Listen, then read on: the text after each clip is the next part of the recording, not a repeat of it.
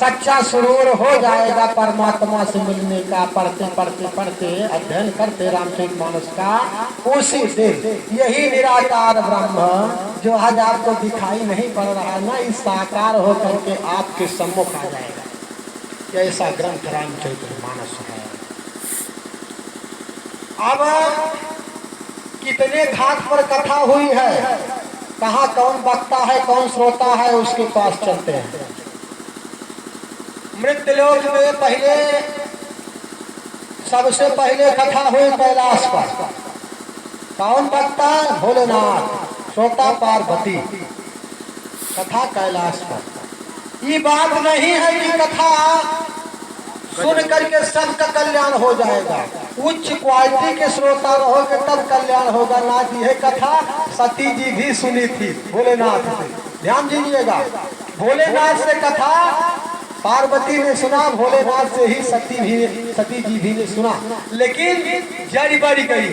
अगर कथा सुनने आए हो आपकी भावना अपवित्र है, ठीक है, कुछ भगवान के प्रति, कुछ स्वामी के प्रति, कुछ गुरु के प्रति, कुछ ग्रंथ के प्रति आपकी भावना दूषित है, तो समझ लीजिए कथा आपका कल्याण नहीं करेगी और आपको प्राणों से हाथ धोना पड़ेगा।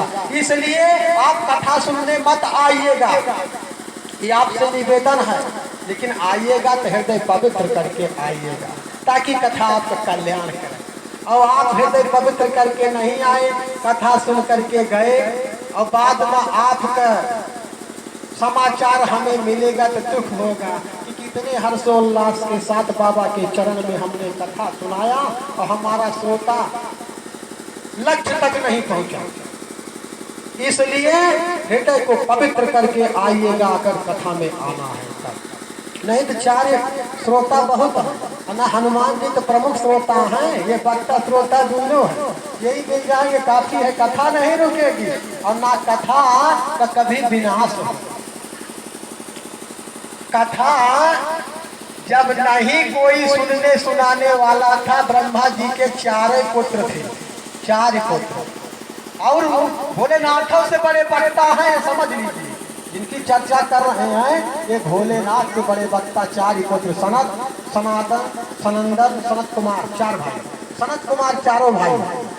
पहले भगवान ब्रह्मा ने श्रोता वक्ता को प्रकट किया है संसार में, कथा तैयार किया कि श्रोता वक्ता सबसे पहले भगवान ब्रह्मा के प्रथम संतान सनत कुमार चारों भाई हैं। और आगे देखिए, चारों भाई प्रथम संतान, तो पहले श्रोता वक्ता के लाए, कथा बनाए, तब संसार बनाए हैं। तो जो जिस क्रम पर आया है उसका विनाश उसी समय पर होगा। पहले सृष्टि जाएगी, ठीक है, उसके बाद कहीं श्रोता वक्ता कथा का नंबर आएगा, तब तक नई सृष्टि हो जाएगी। नई सृष्टि हो जाएगी फिर इसकी सुरक्षा हो जाएगी, नवीन मार्ग बन जाएगा। इसलिए न कथा कहीं जाएगी, न वेद जाएगा, न पुराण जाएगा, न शास्त्र जाएगा, न श्रोता वक्ता जाएंगे। अब कुबुद्धि वाले, दुर्बुद्धि वाले टीका टिप्पणी करते रहें, इसी में सज्जनों का दुष्टों का दोनों का टाइम पास होता रहेगा। कोई चौराहे पर टाइम पास करेगा, कोई टीवी के पास, कोई मोबाइल पर टाइम पास करता रहेगा। फला ऐसा बोल रहे थे रामचरितमानस पर, फला ऐसा कह रहे थे। अच्छा बाबो कौनो कम नहीं है, आज कलयुग में बाबा भी कम नहीं है। अगर बाबा सुन ले कि आप रामचरितमानस के खिलाफ बोल रहे हो तो बाबा भले शास्त्र के अवहेलना करे पड़े, लेकिन बिना तुमको राउंड में लिए छोड़ेंगे नहीं बाबा। भले शास्त्र से अलग बात करें, हनुमानगढ़ी महंत हैं, बिल्कुल शास्त्र से उल्टा चलते हैं, लेकिन रामचरितमानस के प्रति एक बात उल्टा नहीं सुन सकते हैं। ट्वीट दिए थे मोबाइल पर, उनका ट्वीट हमें पसंद नहीं आया। संत हैं, ऐसा ट्वीट नहीं करना चाहिए, मर्यादा में रहना। ग्रंथ पर अगर कोई ट्वीट किया है तो ग्रंथ के आधार से ट्वीट दो, और आप कलयुगी भाषा में उसको ट्वीट दे करके सुधारना चाहते हो, कभी नहीं सुधरेगा।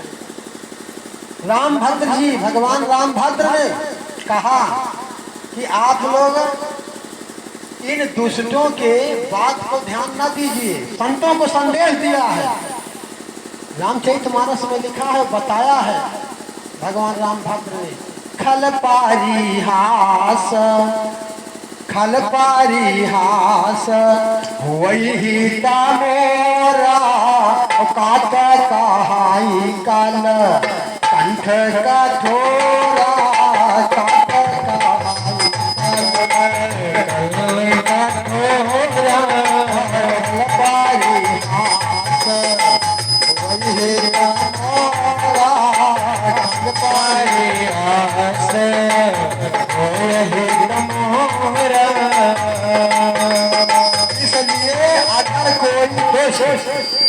हमारे संत महापुरुषों की बुराई कर रहा है, हमारे ग्रंथों की बुराई कर रहा है, तो हमारा हित कर रहा है, हमारा हित कर रहा है। उस पर हमको अमर्यादित टिप्पणी नहीं करनी चाहिए, शास्त्र सम्मति टिप्पणी करना चाहिए।